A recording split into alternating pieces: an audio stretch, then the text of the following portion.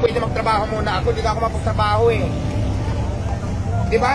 Diba sabi ko may time naman para sa interview ng vlogging, sa picture-picture. Bigyan nyo man ako time para makakilos ako sa tindahan ko. Kasi mas priority sa akin yung tindahan ko. Paano ko yan ma-handle? Kung dyan na lang ako nakarap sa camera nyo. Tama po ba? Tama. Hindi ko naman asikaso. Hindi ko alam kung may nangungupit na. Hindi ko alam kung kulang.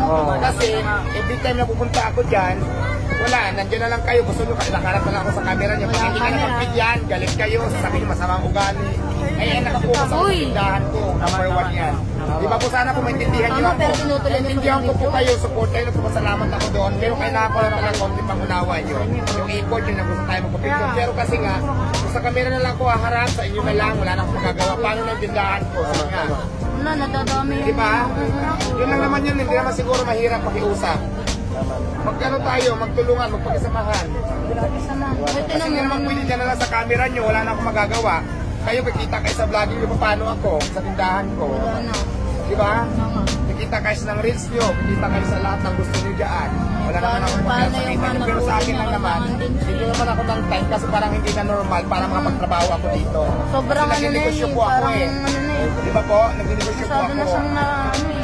Tapos pag nag-videoan nyo kung may masama ako nasabi sa inyo, tapos ano pa, para malaman ang Diyos nyo, na masama ako, di ba? Attitude na, ugali na, lumalabas na kulay na kulay.